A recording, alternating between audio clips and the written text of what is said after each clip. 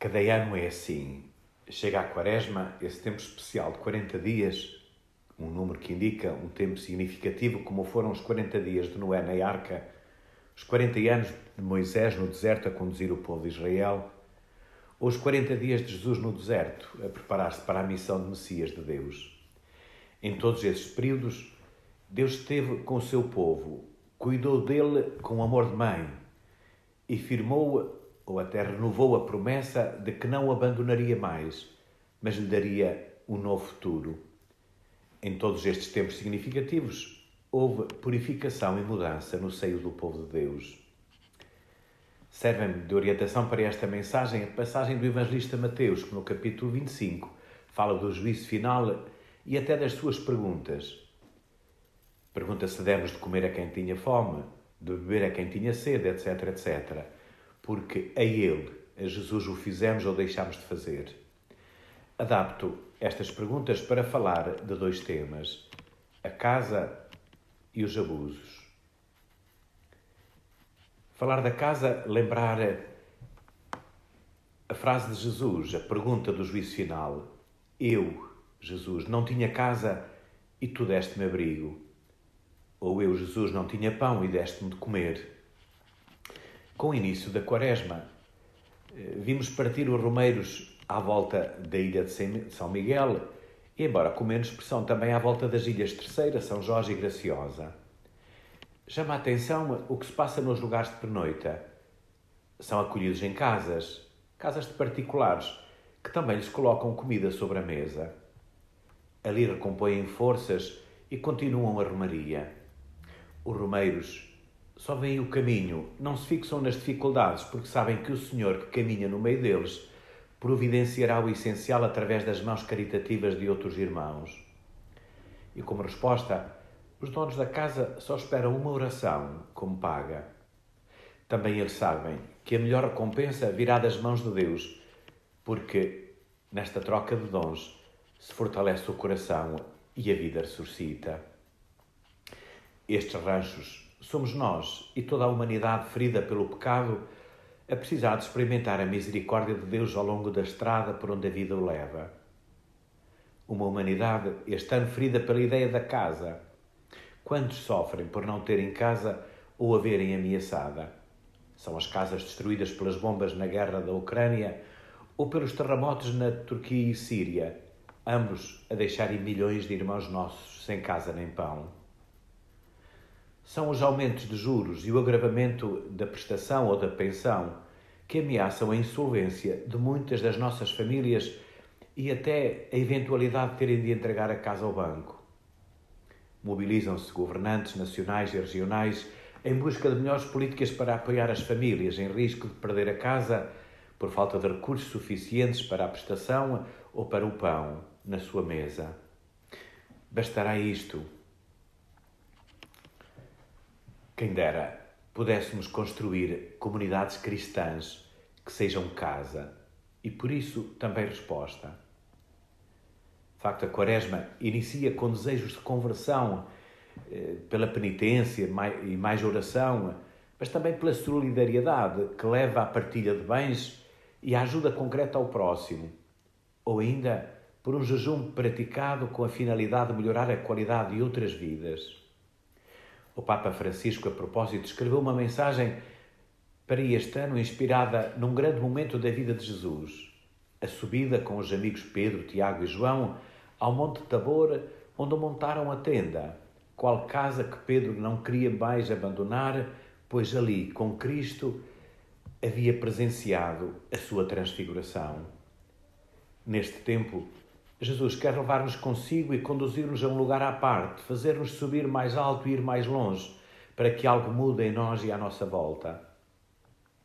Atrevo-me a convidar cada cristão da nossa diocese, e em especial as famílias, a uma experiência de caminho, mesmo se for de carro, a subir a um monte, a um lugar mais alto, mais difícil, e no meio da natureza lerem contemplativamente as belezas da criação. Poucos lugares melhor que os nossos Açores. Podem também ler em conjunto uma passagem da Escritura, quem dera todos os dias. Que bela ocasião para se interrogarem sobre a qualidade do amor no ambiente familiar e o grau de fidelidade aos compromissos pessoais, familiares e profissionais. Seria uma bela oportunidade para se ouvirem uns aos outros e juntos ouvirem o que Deus lhes pede. O Papa diz: é preciso deixar-se conduzir por Ele, rompendo com a mediocridade e as vaidades. É preciso pôr-se a caminho, um caminho em subida, que requer esforço, sacrifício e concentração como uma excursão na montanha. Tal como a subida ao Monte Tabor, percorrer um caminho juntos é cansativo, e pode até levar ao desânimo, mas como lembra o Papa, aquilo que nos espera no final é algo sem dúvida maravilhoso e surpreendente, que nos ajudará a compreender melhor a vontade de Deus e a nossa missão ao serviço do Reino. Este tempo propício à subida ao monte com Jesus traz desafios a todo o povo de Deus, que somos nós mesmos, inseridos numa família, num grupo, numa comunidade eclesial e, concretamente, nós católicos, numa paróquia. Caminhar juntos com Jesus entre nós significa estar atento a quem vai ao lado, a não o deixar caído nem só, a entender os seus gritos, a procurar ser casa para ele. Mas ser casa não pode ser somente algo espiritual, uma boa intenção. Precisa ser encarnado e vivido de modo visível, com consequências para quem abre a casa e quem é convidado a entrar.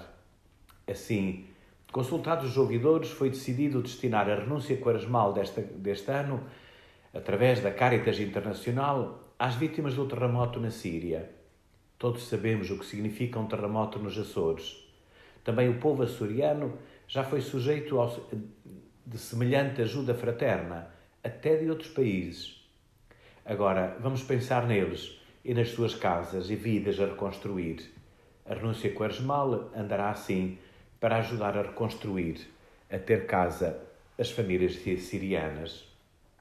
Mas apelo igualmente a que as comunidades eclesiais, paróquias e outras se organizem para escutar a dor de quem passa por dificuldades comprovadas e não consegue pagar a casa e sustentar a família.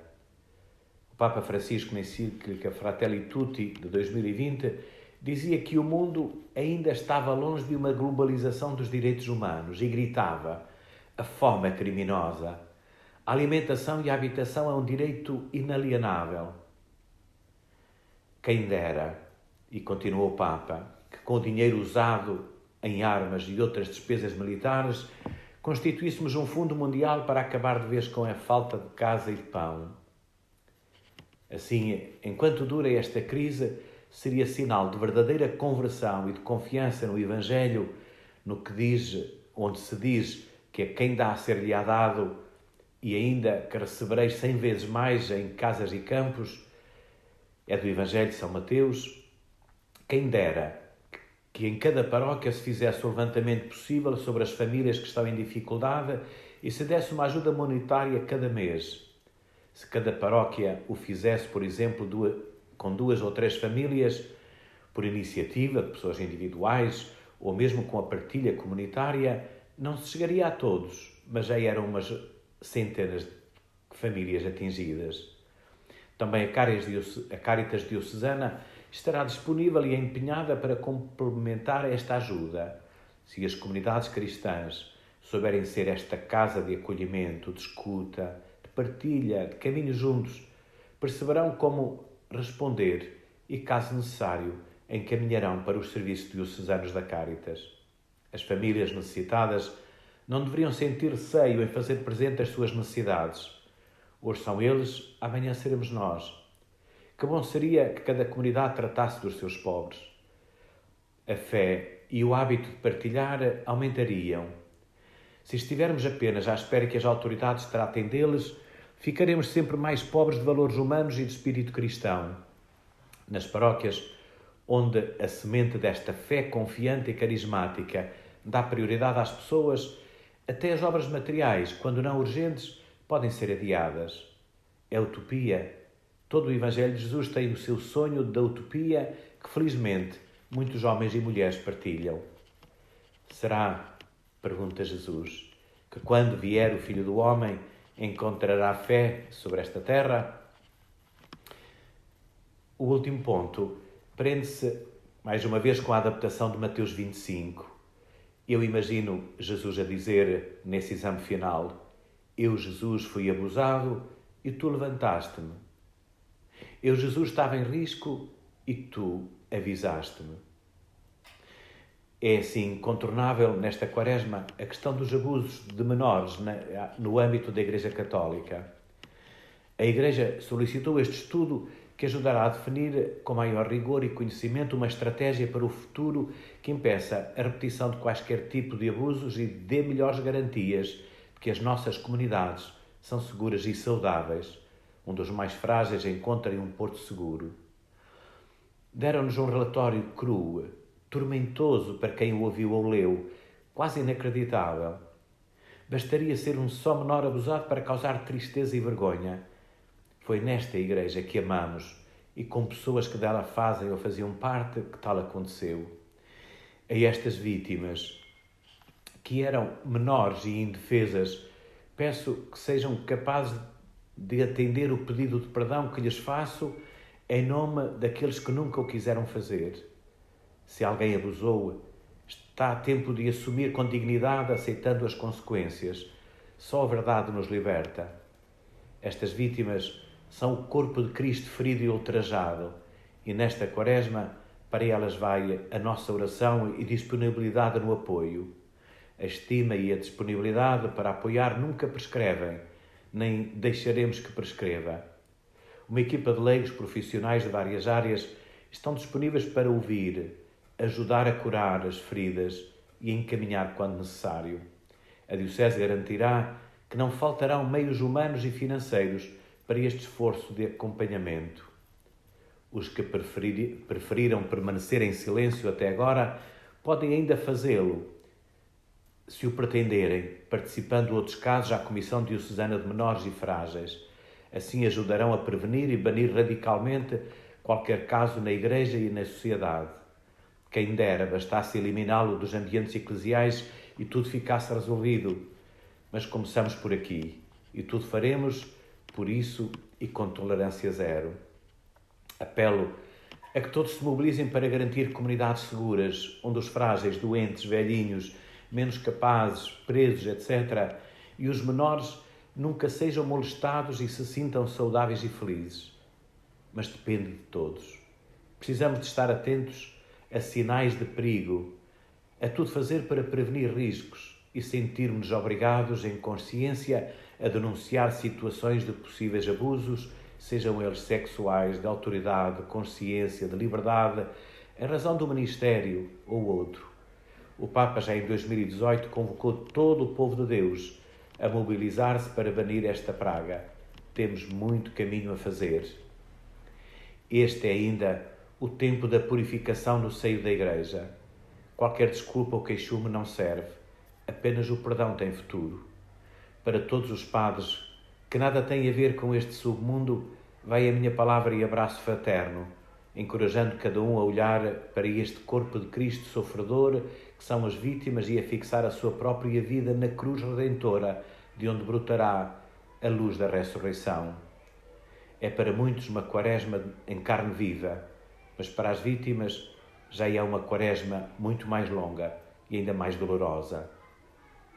Os olhos da fé dizem que a Igreja, nos tempos difíceis, sempre encontrou uma vida mais autêntica e surgiram grandes renovadores. Que seja cada um de nós, com a esperança estampada no rosto, um renovador. Jesus não abandona a sua Igreja. Também agora surgirão cristãos renovadores, sejam leigos, religiosos ou clérigos. A Igreja surgirá mais forte se souber ser mais humilde. Chegará mais santa, porque mais capaz de identificar os próprios limites e pecados. Será mais evangelizadora, porque mais sincera, mais purificada, numa palavra, mais evangélica. Bom e santo percurso quaresmal. Feliz subida ao monte, de onde se verá o mundo que precisa de casa e tantas comunidades de casa, prontas a acolher quem anda triste ou passa cansado. Bom e santo percurso quaresmal.